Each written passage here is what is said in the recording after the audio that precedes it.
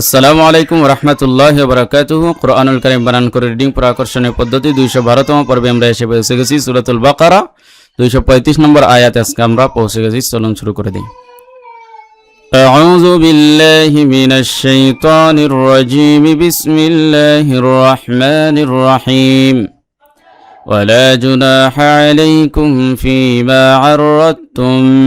به من خطبة النساء أو أكننتم في أنفسكم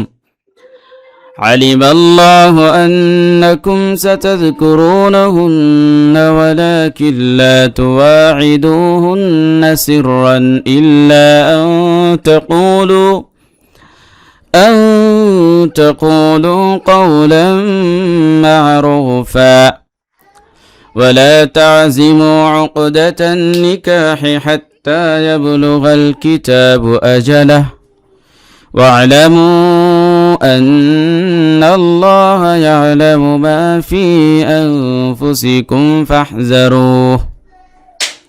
واعلموا أن الله غفور حليم. وذور ولا مالي ولا ولا جيم بس جون ولا لي ولا جونا حذور حجونا ح زبر من بشي خلي ألف لا زبر من بشي خلي ألف نا مدر حرف عن زبر عالم يزور الله عليك من بشكم عليكم فيزير في بمالي زبر ما في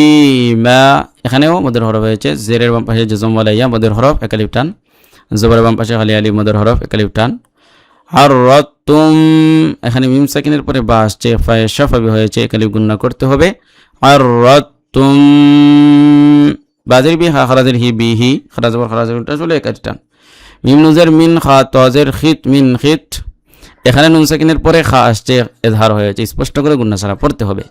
বাজবর বা তানুনজের তিন, এখানে নুনে মিমে তাসদীদ গুণা করা ওয়াজিব। নুন জের নি সিন আলিফ জবর সা হামজাদের ই নি সা ই চারালি লম্বা করেছি, কারণ হলো এই যে তীর চিহ্ন রয়েছে এখানে মধ্যে মুত্তাসিল হয়েছে, এই জন্য চারালি লম্বা করতে হয়েছে। হামজা জবর আও, হামজা বাও জবর আও, হামজা কাফ জবর এক, নুন জবর নন জবর নাং, তামিম পেশ তুম আক নাং তুম। নুন সাকিনের পরে তা আসছে ফা হয়েছে, এই জন্য একালিফ গুণনা করতে হবে। ফায়াজের ফি এখানে তিন আলিফ লম্বা করতে হবে। হামজা নুন জবর আং ফা পেশ ফ আং ফু সানজের সি কামিম পেশ কুম আং ফু সিকুম। নুন সাকিনের পরে ফা আসছে ফা হয়েছে, একালিফ গুণনা করতে হবে নাকের ভিতরে নিয়ে। আইন জবর আলাম দিল্লি আলিম ইমলাম জবর মাল আলিম আল্লাহ খরাজবুল্লাহ হাফেশ আলিম আল্লাহ, আল্লাহ শব্দুল্লাহ খরাজবুল্লাহ পুর হবে যখন তার পূর্বে জবর থাকে অথবা পেশ থাকে। খারাজবর খারাজের উল্টা পেশ হলে একালিফ টান। হামজা নুন জবর আন, নুন জবর না কাফ মিম পেশ কুম আন্নাকুম, নুনে মিমে তাসদীদ গুণনা করা ওয়াজিব, একালিফ গুণনা করতে হবে। সিন জবর সা, তাজাল জবর তাজ, কাফ পেশ কু সাতাজ কু, রাওয়া পেশ রু, নুন জবর না সাতাজ কুরু না, হানুন পেশ হুন, নুন জবর না হুন না, এখানে পেশের পাশে জজম ওয়ালা ওয়া মদের হরফ একালিফ টান। আর নুনে মিমে তাসদীদ গুণনা করা ওয়াজিব। ওয়া জবর ওয়া লাম খারাজবুল্লাহ ওয়া লা কাফ লাম জের কিল লাম আলিফ জবর লা, এখানে ওয়ালা কিল্লা নুন সাকিনের পরে লাম আসছে গামে বেলা গুণনা হয়েছে, মানে মিলায় পড়বো কিন্তু গুণনা হবে না। ওয়ালা কিল্লা তা পেশ তু ওয়া জবর ওয়া তু ওয়া আইনজের ই দাল ওয়া পেশ দু, এখানে জবর বাম পাশে খালি আলিফ, এই জন্য তু ওয়া ই দু, পেশের বাম পাশে জজম ওয়ালা ওয়া মদের হরফ একালিফ টান। হানুন পেশ হুন, নুন জবর না হুন না, নুনে মিমে তাসদীদ গুণনা করা ওয়াজিব, একালিফ গুণনা করতে হবে। সিন রাজের সির রা আলি দুই জবর রান সির রান, এখানে তানবিনের পরে হামজা আসছে এজহার হয়েছে, স্পষ্ট করে গুণনা ছাড়া পড়তে হবে, গুণনা করা যাবে না। সিররান হামজা লাম জের ইল্লাম আলি জবর লা ইল্লা, তিন আলিফ লম্বা করতে হবে, এই যে দেওয়া চিহ্ন রয়েছে এই জন্য।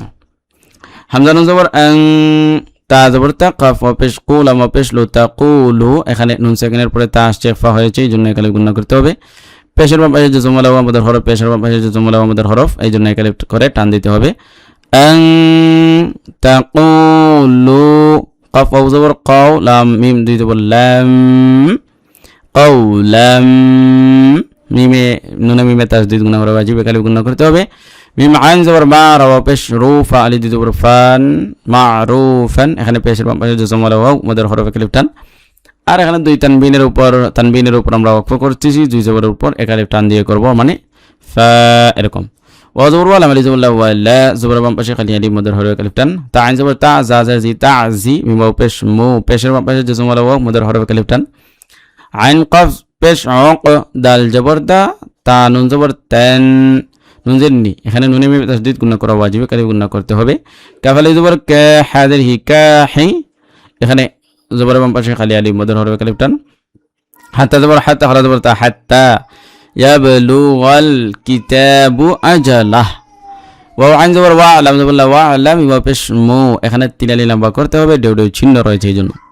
হামজা নুন জবর আন নুন জবর নাল লাম খারা জবর লা হা জবর হা নাল্লাহ এই যে নুনে মিমে তাসদীদ গুণা করা ওয়াজিব কালিফ গুণা করতে হবে আর আল্লাহ শব্দের লাম খারা জবর লার পূর্বে জবর অথবা পেশ রয়েছে এইজন্য এই কালিফ মানে পুর হবে এই কালিফ টান হবে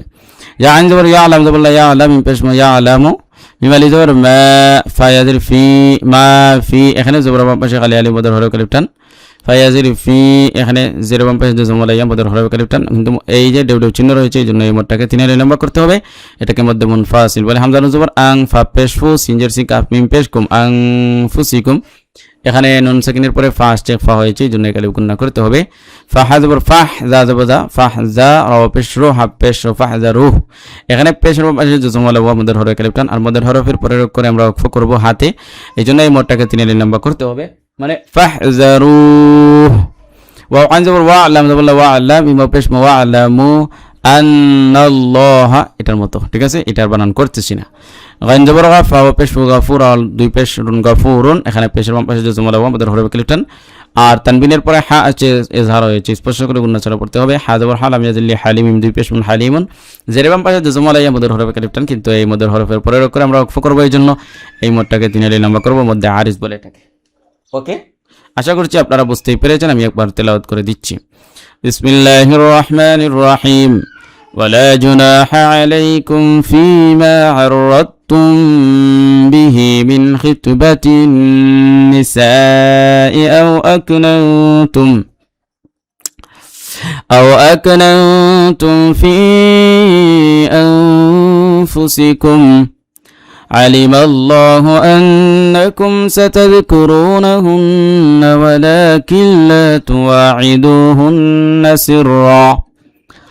ولكن لا تواعدوهن سرا إلا أن تقولوا قولا معروفا ولا تعزموا عقدة النكاح حتى يبلغ الكتاب أجله